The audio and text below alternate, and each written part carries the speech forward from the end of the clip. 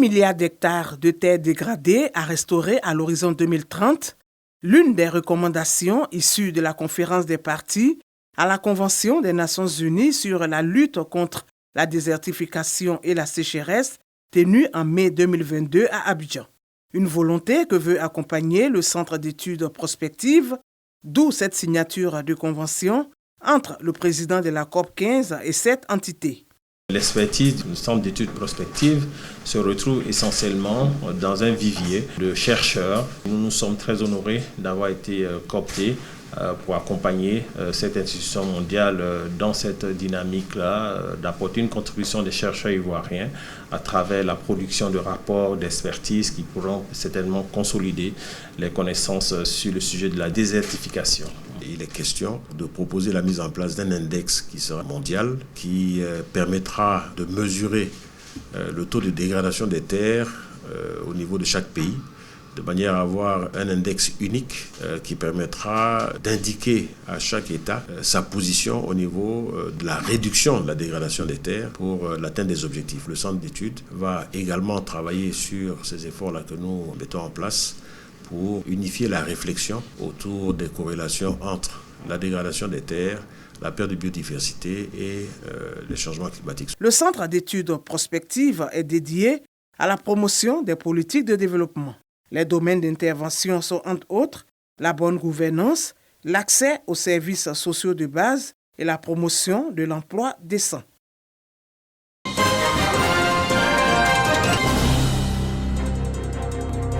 De 99e sur 180 pays en 2022 à 87e sur 180 pays en 2023.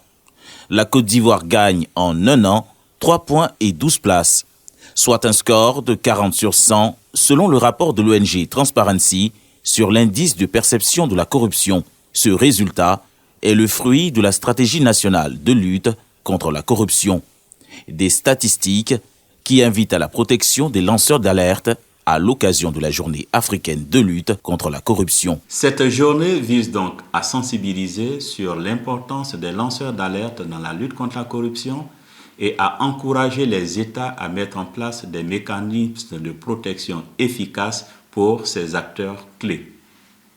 Les lanceurs d'alerte jouent un rôle crucial en exposant les actes de corruption, en permettant des enquêtes approfondies et en contribuant à la justice et à la transparence. La mise en place de mécanismes de protection pour ces acteurs est essentielle pour encourager la participation des citoyens à la justice, faciliter la collecte d'informations et de preuves et garantir un déroulement équitable des procédures judiciaires. Célébrée par les pays membres de l'Union africaine tous les 11 juillet, la journée africaine de lutte contre la corruption est dédiée à la sensibilisation et à la mobilisation de tous les acteurs de la société.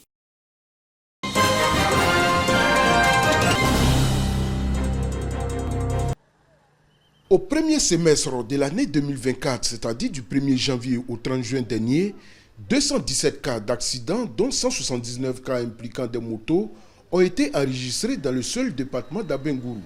Un chiffre alarmant qui est loin des objectifs de 0 accident et 0 décès dans l'Indéné-Guablin que se sont fixés les autorités locales. À cette 18e édition de la Semaine nationale de sécurité routière qui a eu pour thème la conduite par temps de pluie, précautions à prendre, la directrice régionale des transports a encore donné quelques conseils aux automobilistes et aux conducteurs des engins à 2 et 3 roues. Respecter les distances de sécurité en temps de pluie.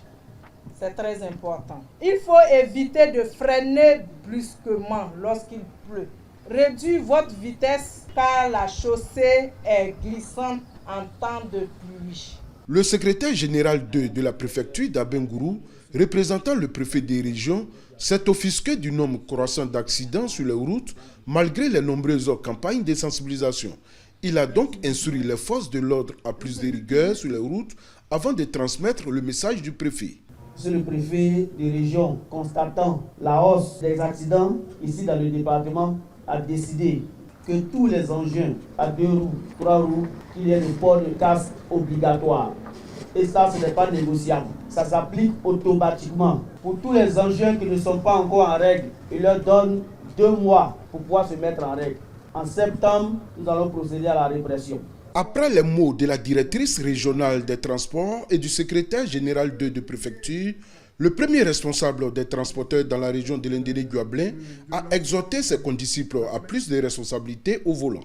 Les accidents, qu'on le veuille ou pas, sont causés à 80% par les conducteurs. Même quand on dit qu'un véhicule file, tant que tu n'accélères pas, il ne va pas partir. Nous allons continuer avec eux de parler à nos conducteurs. Après la cérémonie officielle, les autorités se sont retrouvées sur la terre principale de l'entrée d'Abengourou pour sensibiliser les automobilistes et conducteurs d'engins à 2 et 3 roues à plus de prudence sur les routes.